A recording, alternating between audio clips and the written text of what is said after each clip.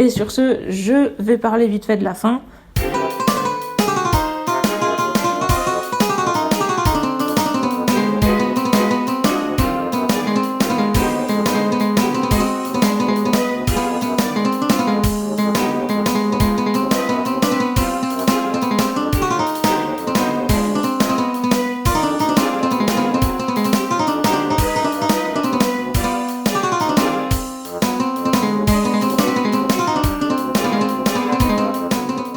J'en ai pas spécialement envie, j'ai pas grand chose de particulier à en dire.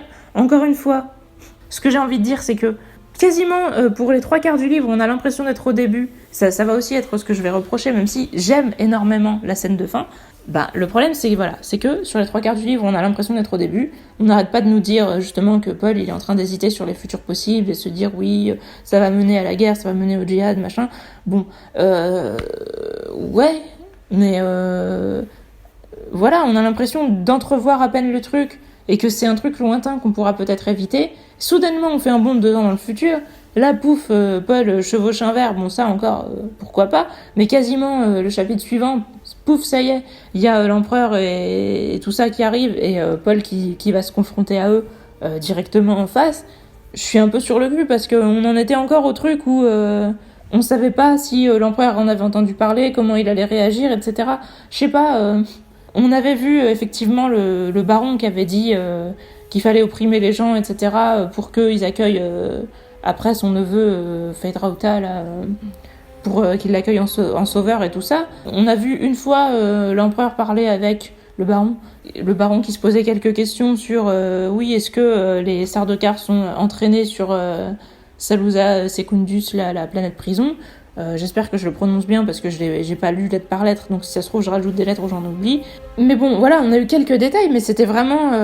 j'avais l'impression qu'on entrevoyait seulement les choses, et pouf, soudainement, on arrive sur la scène finale où Paul se bat avec Feyd-Rautha, que ça j'ai trouvé cool, mais par contre après, où il dit à l'empereur, vous allez me céder vos parts et je vais épouser votre fille et tout ça. Je comprends qu'il lui fait un chantage par rapport à l'épice, et je me dis, ok, mais j'ai du mal à comprendre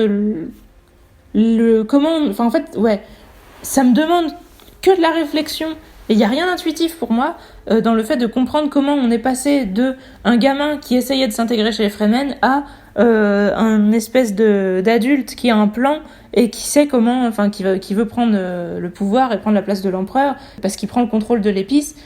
On a les racines, les bases pour voir comment il en est arrivé à ce plan. Mais on l'a pas vu se dérouler, en fait.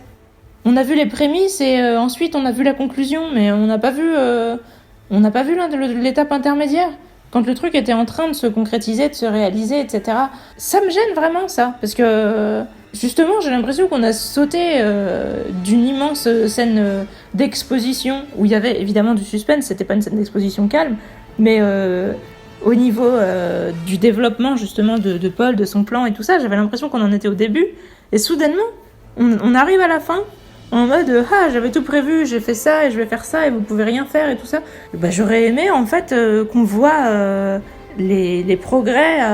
Alors on les entrevoit un peu parce qu'il y a un moment où il y a justement quand ils retrouvent Gurney Halleck, où il y a une bataille de Sardaukar contre Fremen où les Sardaukar se font défoncer et on se rend compte que les Sardaukar ne s'y attendaient toujours pas. Que même Gurney Halleck, il est en mode mais c'est pas possible que les Sardaukar se fassent défoncer. Et donc on se rend compte que les Fremen ont réussi à se développer complètement dans l'ombre sans que personne ne s'en rende compte dans le sud et qu'ils ont réussi aussi à développer des endroits plus verts, etc. sans que personne n'y aille vu qu'ils avaient payé la guilde pour ne pas regarder ce qui se passait sur leur planète. Enfin, regarder peut-être, mais en tout cas ne pas transmettre les images hors planète. Mais tout ça, en fait, je le comprends, mais justement j'ai l'impression d'être obligée d'assembler les morceaux du puzzle moi-même. Là, on m'a donné les morceaux du puzzle en bordel, et ensuite on m'a donné le puzzle fini. Et j'ai pas vu les personnages construire le puzzle. Et ça me dérange. Réellement, je pense que c'est aussi, en plus du fait, comme je vous disais, que j'aurais voulu voir des scènes du quotidien, mais en fait, justement, les deux sont liés.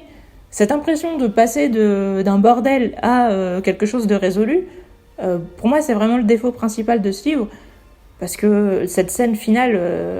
avec Alia qui tue le baron, ça c'était trop classe, et Paul évidemment qui se bat avec Feyd-Rautha, c'est trop classe aussi, et comment après il casse l'empereur et qu'il le traite en mode tu vas faire ce que je te dis et tout, et évidemment c'est super stylé, je me souviens avoir déjà aimé ces scènes les premières fois que je les ai lues, mais les premières fois que je les ai lues, je les avais lues justement sans vraiment comprendre pourquoi c'était possible, juste en tripant sur juste le plaisir de prendre quelqu'un qui est orgueilleux et qui considère que tout lui est acquis, et de le foutre par terre et de lui marcher dessus et de lui dire tu te croyais fort, c'est con, tu vois. Ça évidemment ça me fait triper, et du coup je m'étais complètement concentrée là-dessus, sur le plaisir émotionnel, en laissant tomber l'idée de comprendre la logique. Je pense que je l'avais pas comprise les premières fois. Souvent je me dis, avant j'avais plus de capacité et machin, mais là, honnêtement, je ne me souviens pas avoir eu l'impression de comprendre la logique. Je pense même pas avoir cherché à le faire. Je pense que je me suis peut-être dit, ouais, de toute façon, c'est politique, c'est compliqué, ça fait chier. J'ai juste tripé sur les moments présents. En fait, le livre se prête énormément, comme je vous disais, au fait qu'on se tripe sur le moment présent, parce que chaque scène est décrite et... comment dire ? Chaque scène est vraiment faite avec... d'une manière très cinématographique, justement, où il y a vraiment un début, un déroulement, une fin, des moments de tension. C'est ça, en fait. Il y a beaucoup de tension. Et la tension, on sent vraiment justement la corde qui se tend et la flèche qui se tire, etc. Le moment où se réalise l'espèce de pic d'action qui va résoudre la scène, on le voit venir. Et quand on le voit se réaliser, on peut vraiment trouver ça jouissif. Comme chaque scène est faite de cette manière, quasiment, même peut-être chaque scène vraiment, on peut en profiter sans comprendre les enjeux, etc. dans la globalité. Mais cette fois-ci, j'ai vraiment eu envie d'essayer de comprendre, vu que moi-même, dans mon univers, maintenant, j'essaye de faire un peu des relations politiques ou quoi que ce soit. J'essaye de comprendre, de me dire ça marche comme ça, et il faudrait que je m'en inspire, etc. Donc j'essaye, et je me rends compte que c'est dur, et je me dis que c'est dommage. C'est dommage, et ça aurait pu être mieux fait, pour qu'on le voit plus venir, et qu'on ait vraiment plus l'impression de suivre les étapes du raisonnement des personnages qui sont en train de se faire, comme je le dis toujours, un espèce de combat psychologique à la Death Note et tout ça, où là, les différentes parties, il y a le baron, il y a l'empereur, il y avait Thufir Hawat, là, qui était le manta du duc Leto, qui a été récupéré par le baron Harkonnen, qui s'est servi de lui, et où lui aussi pensait que ça lui donnerait l'occasion de se venger. Mais ça, c'est pareil, on les a pas assez vus. On le voit à la fin, quand il choisit de se sacrifier, plutôt que de mettre la vie de Paul d'essayer d'attenter à la vie de Paul. Ouais, le gars choisit de se sacrifier, mais ça aurait été cool qu'on le voit pendant qu'il était chez les Harkonnen. Et après, vous allez me dire, ça crée aussi un suspense, le fait qu'on sait pas s'il a trahi les Atreides, s'il a réellement renoncé, ou si... il est là-bas justement en se disant qu'il va se venger. On ne sait pas dans quel état d'esprit il est là-bas. Ça peut contribuer un peu au suspense, mais je trouve quand même ça dommage de ne pas savoir vraiment ce que font les persos, ce que pensent les persos, etc. Et de juste assister seulement au moment justement d'action entre guillemets dans leur vie. Ouais, pour moi, il manque quelque chose, et c'est ça qui fait que c'est imparfait. Mais comme je vous disais, sinon la scène finale, elle est vraiment cool. J'adore vraiment Alia. C'est vraiment un de mes persos préférés. Le concept d'une fillette de 2 ans qui parle comme une adulte et tout. De toute façon, moi, j'adore les enfants qui ont pas l'air d'enfants. Vu que j'aime pas les enfants normaux, voilà. Les enfants pas normaux, c'est quelque chose qui me plaît énormément. Donc le fait que tout le monde a peur d'elle, etc., mais je trouve ça cool. Et vraiment, le fait qu'elle bute le baron, je trouve ça trop bien, quoi. Donc j'aime énormément cette scène. Et j'ai adoré la scène où Paul voit le comte Fenring, et qu'il se rend compte que ça aurait été un Kwisatz-Haderach potentiel, et que c'est pour ça qu'il le voyait pas dans ses visions, et justement que ça avait créé une zone d'ombre, etc. Pour une fois que la zone d'ombre était justifiée, c'est ce que je vous disais tout à l'heure, j'ai énormément aimé ce truc, et le fait que les deux se comprennent un peu en un regard, etc. Il y a énormément ça de l'empathie dans ce livre. Il y en a énormément, des persos qui se parlent pas et qui se comprennent en un regard, mais ce qui est bien, c'est que c'est décrit, et donc je comprends, et au contraire, ça m'aide peut-être même à comprendre justement le fonctionnement des gens, parce que ils ont pas besoin de se parler, il y a beaucoup de sous-entendus, mais on nous explique pourquoi ça arrive et qu'est-ce qui arrive entre les lignes. Donc ça, c'est vachement cool.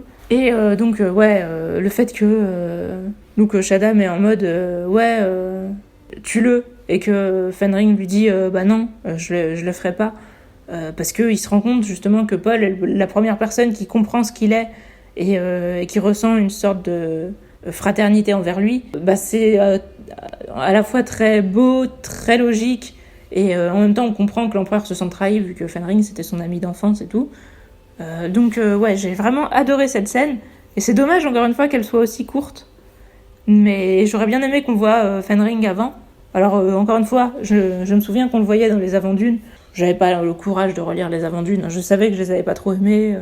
J'avais pas envie de me les retaper, même si Fenring était un personnage que j'aimais bien dans les Avant-Dunes. Voilà. Donc ouais, j'aurais préféré qu'il y ait plus de trucs dans les dunes et moins de trucs, enfin on s'en fout des Avant-Dunes, voilà. Bah écoutez, en tout cas si vous l'avez lu et que vous avez envie de réagir sur certaines choses que j'ai dites, n'hésitez pas à le faire, et si vous l'avez pas lu, lisez-le. Sur ce, n'hésitez pas à me dire ce que vous pensez, sauf si c'est de la merde, et moi je vous dis à la prochaine.